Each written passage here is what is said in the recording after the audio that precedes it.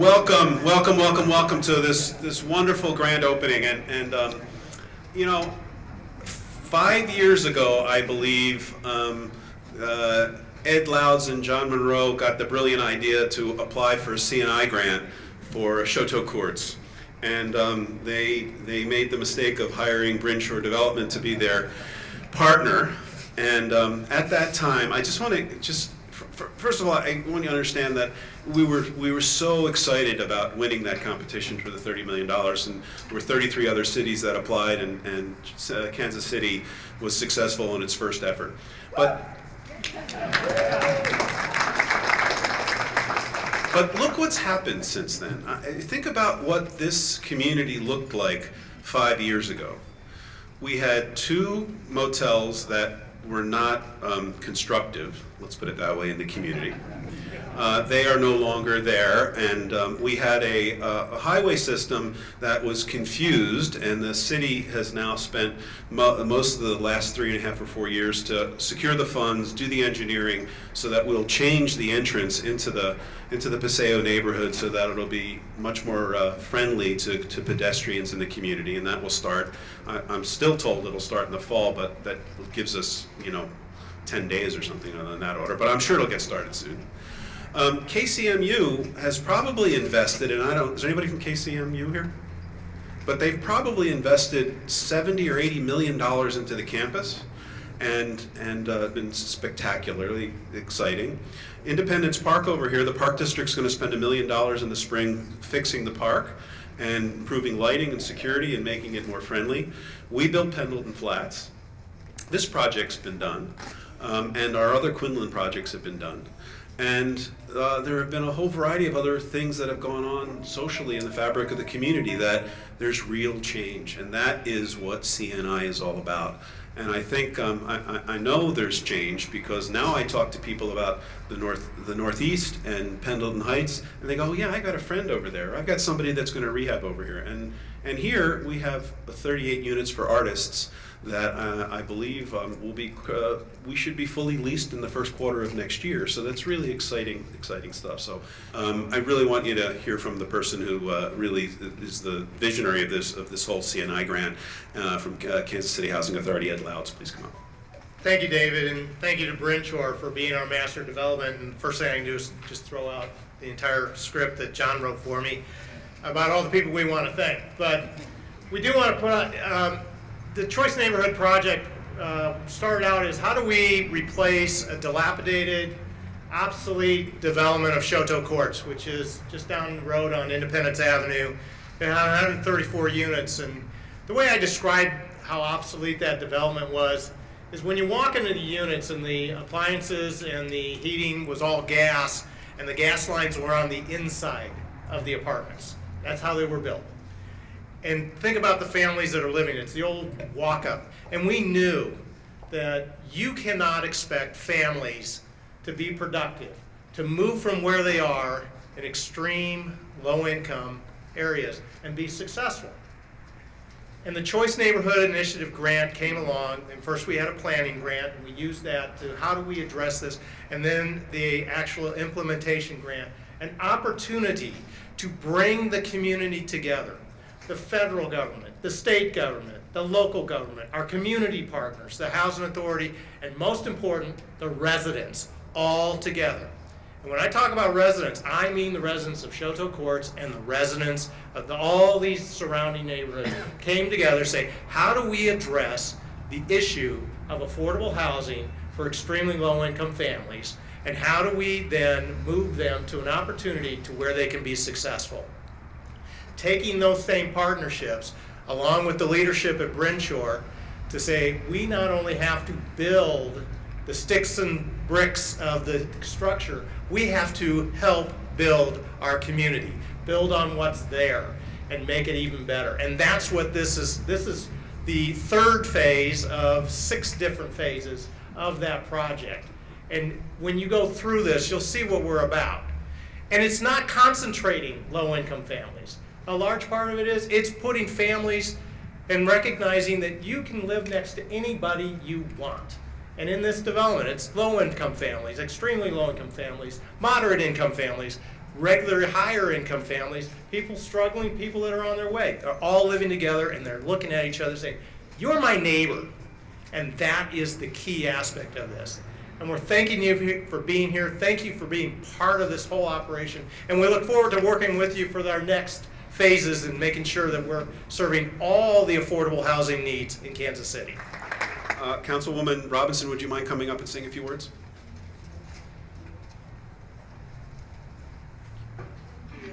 Good morning, everyone.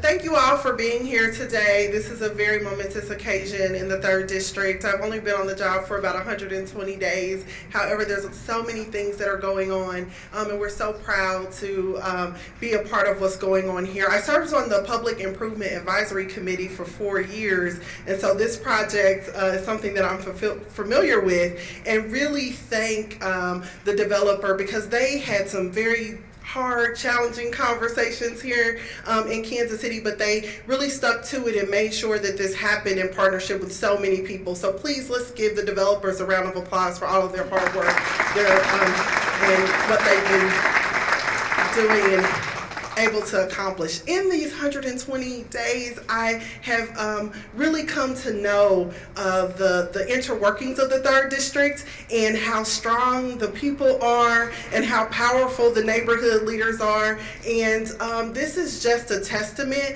to a growing economy in the 3rd District, because we know that economic stability is a critical factor if we're going to move the heart of the city forward, if we're going to move the city forward. So this development really epitomizes what we need to see, happening. As growing up in Beacon Hill as a child, in a mixed income neighborhood, my 2 parents were postal workers, but I could look across the street and see Judge Hughes' big, what do you call it? He had a satellite dish. And so not ever seeing that, but knowing the power of being able to be in mixed income neighborhoods is so very important. And I'm so very glad that this is happening in the 3rd District. I know that there's many more people to come and speak, so I'll be quiet, but I do want to thank our former city manager. I could clearly say that his last day was yesterday.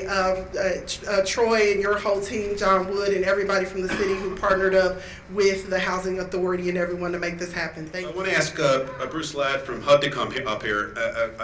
I'm a little disappointed though, because there was a time when he came here with a large check, $30 million check, and I don't think he's got another one. Do you really want to hear from him then?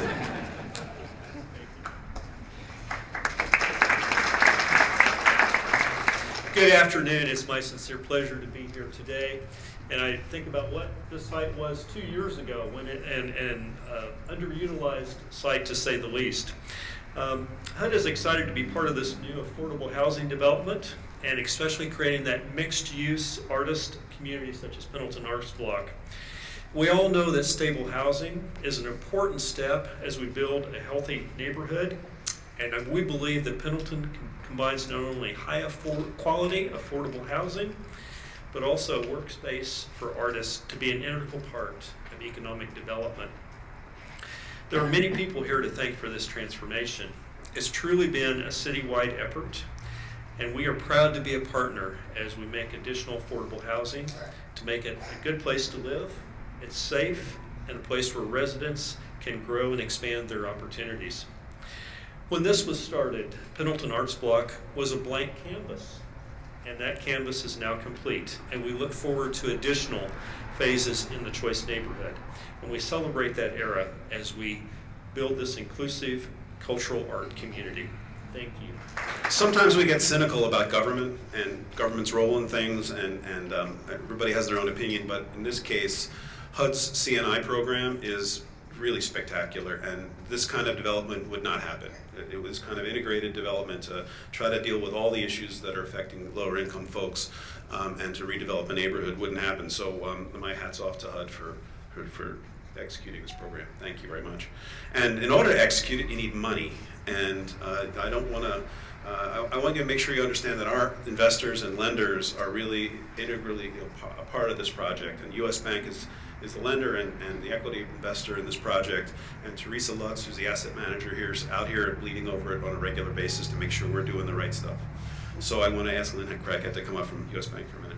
Well, good afternoon. I'm so happy it's not raining like it was when we did the groundbreaking, so this is a beautiful, beautiful day.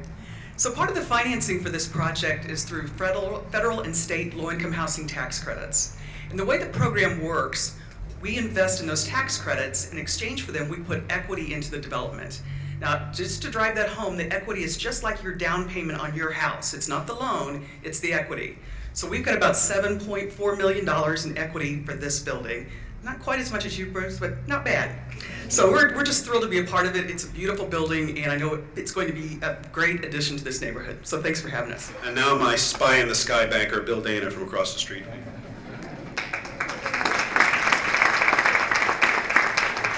Thanks, David. He gave me 2 minutes to speak, so my 30-minute speech here, I guess I'm going to have to can. Minute 30, okay.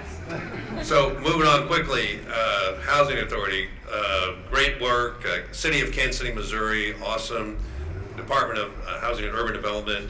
You know, these projects wouldn't happen with all those players without US Bank and making the tax credit investment. That is very significant for us, not only in this project, but we have partnered with US Bank in many different projects across our history. We have great partnership, especially in the new markets tax credit world, if you're familiar with those. And if you're not, you know, we can give you a lesson in 30 seconds or so. It's not hard to understand. So, which is probably not true. But anyway, great. Additionally, the artist community, very well supportive. The neighborhood itself, Pendleton Heights, what a great support and advocate on behalf of the project. We also want to say thanks to the Northeast Kansas City, the portion of the neighborhood that helped support and be with this project from the get-go, as well as the Northeast Kansas City Chamber of Commerce and the Independence Avenue CID, who are always talking about grime, crime, and chime. Is Bobby Baker here? Anyway, the delivery of that message comes full force in a development like this. And lastly, I want to say thanks to our team at Central Bank of Kansas City, who tirelessly work for the improvement and betterment of our community, especially in this project. Dave? So at Brinshore, one of the things that we believe in is that affordable housing is an economic development engine and an economic development tool. I mean, lots of people do housing and they do a good job, and we do as well. But one of the things we like to do is make sure that we're adding something into a community that helps that community in a way that they want. And in this case, the engine for that for us has been the Charlotte Street Foundation. And I'd like to ask Amy Kligman to come up to talk a little bit about what is happening in spaces. Hi, I'm Amy Kligman. There are a couple of other Charlotte Streeters here. And if you want to wave Pat, Pat is here. Pat will be our program manager for this program. So you'll see him in and out of the building. And he helped facilitate the process that selected the 3 arts organizations that'll be taking up residence here at the Pendleton ArtsBlock. I know that we have representatives from all of those folks here. I think they're kind of hiding back there by the door, but we have the African American Artists Collective, the Kansas City Contemporary Photography Collective, and we also have Kansas City Public Theater. We are so excited about this group.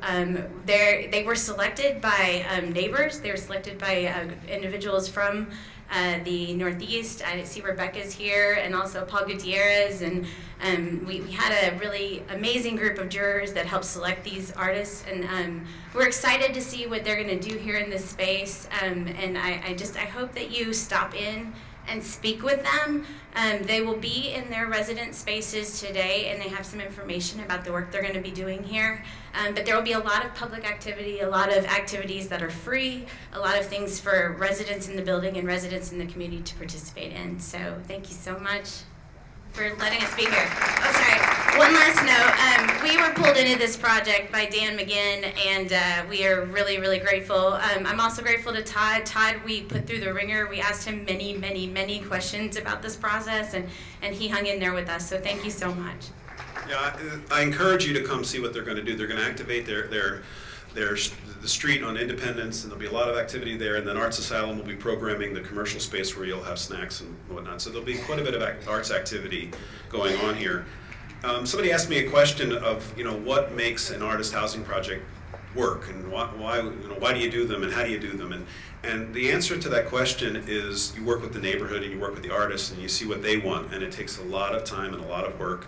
And I know that John Monroe and Todd Lieberman and his folks worked with the community a great deal, and that community is really the Pendleton Heights Neighborhood Association and artists in the neighborhood, and they're as much a part of this creation as we are.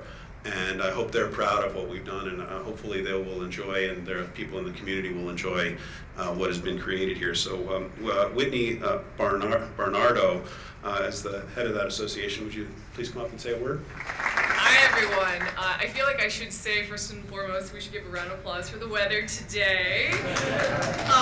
Todd and I, he was great in communicating all the way through the process, and every neighborhood meeting I had to get up and say, when everybody's excited and saying, when is it going to be done, when is it going to be done, and I'd have to remind, we had 30 days of rain in October, we had a blizzard by November, we had Little House on the Prairie kind of winter. So I'm excited to finally have some great weather and enjoy this space.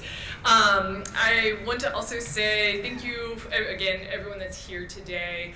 Some of you may have been here overnight finishing up for this great event, so we really appreciate the time, even the noise. All the neighbors on Olive got used to it, and they're so appreciative and supported, and also happy to have a coffee shop now. We are also just overwhelmed and excited for additional space for artists in our neighborhood. I feel like Pendleton Heights has always had a strong hold. We have artists that live here that have pieces in the Nelson Atkins that are internationally known for their quilts and more. So we feel like this is just an extension of realizing what the greater historic Northeast wants, and that is to attract and welcome artists into our neighborhood and say, you have a home here forever. We hear the artists, we see you, we hear of your struggles of affordable housing and quality workspaces, and we are desperately working as a collective neighborhoods to make this the destination for artists. We hope that ArtsBlock sets that precedent for higher quality of living for all, as everyone has mentioned, and that this will be the new development standard in the urban core, and we look forward to more here. We are also extremely grateful for all the partnerships, and we're glad we also got to highlight the ones we've always had, and especially with the people, the artists, the geography, the relationship to the city. I feel like it really brought it to the forefront of everyone's minds of what we live and experience every day, and really capitalize on that. We look forward to continuing that with the micro retail space, events in the park, and most importantly, all of the residents, especially at ArtsBlock. Again, I want to thank Todd for all of his patience, and with Brenshaw, just like been said before, it was extremely difficult as an artist, an architect, as a developer to put yourself and your work out there and have people very harshly criticize it, and they did that with grace and humor and integrated a lot of those changes, and so we're incredibly thankful for that. And so last but not least, I can't list all the people we're grateful for, but I see a lot of you here, and I want to invite you all out. Our ArtsBlock, our Homes Tour and Artist Market is this Saturday from 12 to 5. You get a peek into people's homes. Part of the reason my speeches were running long and not more refined is I was busy installing a Christmas tree upside down in someone's house, so come see that. So thank you again, and I look forward to our future with you all. Well, one of the reasons that this is a standard for urban development is that MHDC allowed it, and they funded it. And I know Joanne Osorio is here somewhere. There, you can stand up, come on. Oh, yeah. There you go. They're an important, critical partner in whatever we accomplish here, so we really, really appreciate that. And Bob Long from LCRA is also here somewhere. Bob, raise your hand. There you go. Bob, thank you very much for the work that you do. How many artist residents, the people that are going to live here, are here right now? Oh, yay. Could you all stand up for a second? Sorry to make you do that. You just stand up for a second. Oh, yay. Shamari Robs, could you come up and say a few words? This is why we do this. All right, hello, I'm Shamari Robbs.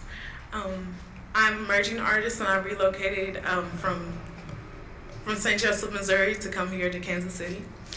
I believe that you never become an artist, you are born an artist. And a lot of times, emerging artists struggle with turning their craft into profit. I personally have backed out of being an artist because of financial uncertainty. Affordable housing for artists means a chance to live with more stability. Affordable housing for artists means networking with other creatives. Being in a community of artists is very crucial for artists' productivity and growth. Often, artists isolate themselves because they are misunderstood. Creatives understand other creatives. By being in a community of artists, it gives artists a support system. However, I believe that community support is actually more important. The artist needs the community as much as the community needs the artist. The artist expresses emotions of the community.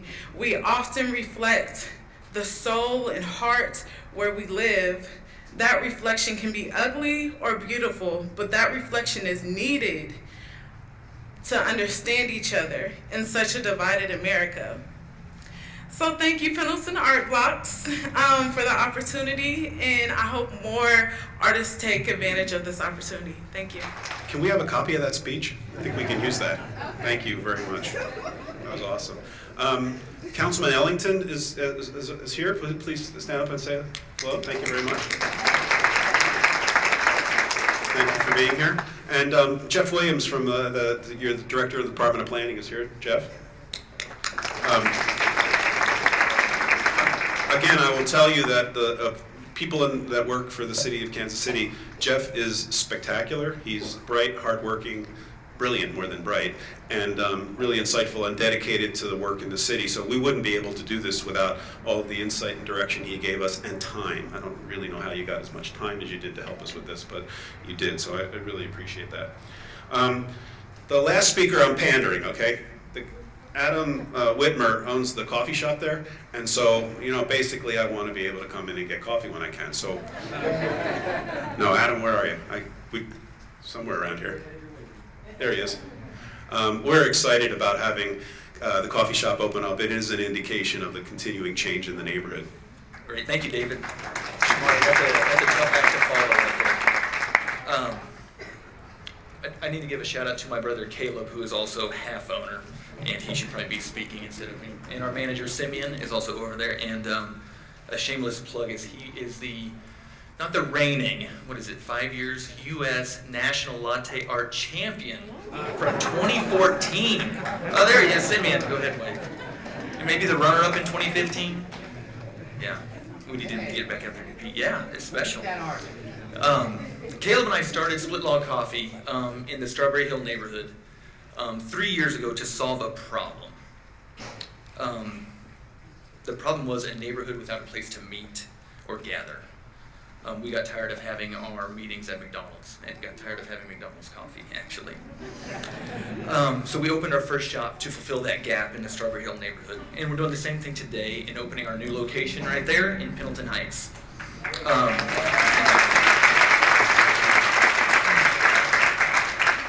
We exist to serve the community and provide a space for the neighborhood to meet and enjoy an amazing cup of coffee and food. We would love to thank CoBuild, the construction company, for all the work they have done and their ability to train youth and apprentices at the same time, which is a very unique ability that CoBuild has. We'd love to thank Whitney and the Pendleton Heights Neighborhood Association for all their help and support during this build-out process. It's been a long time. I think Brenshore can attest to something like that. And we'd love to thank Brenshore for turning a dilapidated gas station into a beautiful apartment complex and for building us an outdoor patio to enjoy the view. So thank you guys. And also, please come over and take a sneak peek. We are open for you guys, and we are able to make you drinks and everything on us. All right, so come on over. we have one last thing that we want to do, but I will tell you that what's invaluable to us is that there's a need for affordable housing all over the country. There is a special need in Kansas City, and we're hoping to help continue to serve that need with other developments. And the Quinlan Place projects are going to come online in a couple months, and we just got an award in the Northland to give public housing residents an option where they want to live. They can live in the Northland if they like, in addition to within the community. So that's exciting. So we're dedicated to the Kansas City community and to help bring affordable housing here. It's with a little bittersweetness that I asked Troy Schulte to come up here for a minute. Sorry, buddy, but you coming up here.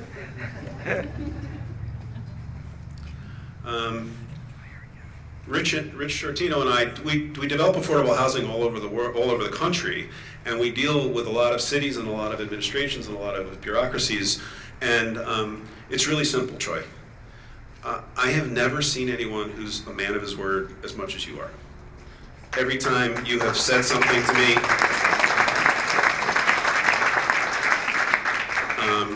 I could trust it. And it really means so much to me that that was the case. And we did so many things here that you could never do in any other city. We just got them done. And you trusted us and we trusted you. And I'm really sorry that we won't be able to work together on this project anymore. I'm excited about your future endeavors, and I'm sure that you will continue to do great work in other areas. So thank you so much. This was going to be made out of Tiffany glass, but we didn't have time. Okay? So instead,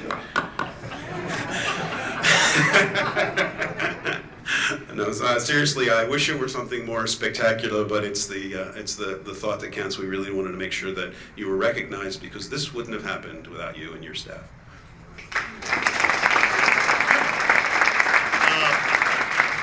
This has been a fun project over the last, I think, 10 years ago. It might have been about 10 years ago when Ed and John came to us and said, hey, we're going to go for a planning grant. Can we scrape up $75,000?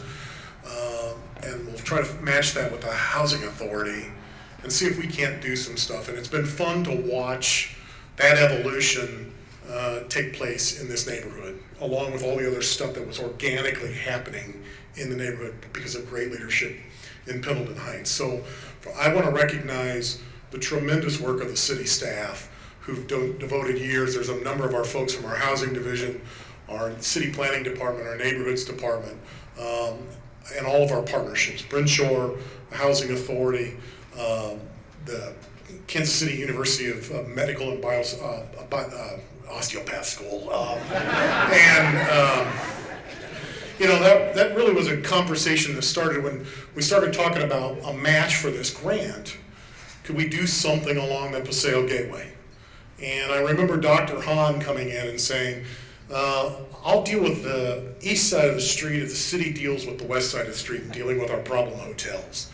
And that was the best deal I ever made, because we were able to eliminate some blighting influences and really start to change the perception of this part of the city. And it was fun to drive around a little bit more. I was torturing my wife this morning on my first day of retirement. And I'm enjoying this, not having to wear a necktie. This is the first time on a Tuesday in 21 years I've had to wear a necktie. But it's been fun to watch the change and go around. And it's been a great partnership. But every deal that we were able to make as a city was backed up by a great mayor and a great city council who stood behind those deals and said, let's do this. This is right for the community. And what I'm excited about are great things yet to come. We're working to get 24 Highway moved to I-70, which will make that a truck-free zone, truly a boulevard, and that we can do some pedestrian amenities. I should say Kansas City gets to do all of that stuff. So again, it's been a great partnership. What Renshaw's been doing, and there were some conversations about going after another grant. David, if Kansas City won't for whatever reason, last time I checked, this is still Jackson County. We'll try to do something with you down there. So again, I want to thank, it's been a great partnership. All of the stakeholders in this neighborhood should be very pleased. This is a great, remember this was an old ratty gas station? I think we had several homicides on this facility. What this has done to this corner and what this has done for the vibrancy of this neighborhood is just the first step of many. So congratulations to all of you who have been working tirelessly for decades to see this day come to reality. I look forward to seeing what more great things are going to happen. It's all about partnerships, and the partnerships start at that individual household level, and then we can just leverage the crap out of the government and figure out a way to make good things happen in this city. So thank you to all of you. This is a great day in Kansas City, and there hopefully are a lot more great days to come. So thank you. We're going to go out to the front where the sun is, and we're going to have a little ribbon cutting. So all the people that have spoken and the others of you who we've asked to come out there, please come out there so we can take a picture and do a ribbon cutting. Thanks. 3, 2, 1. ArtsBlock!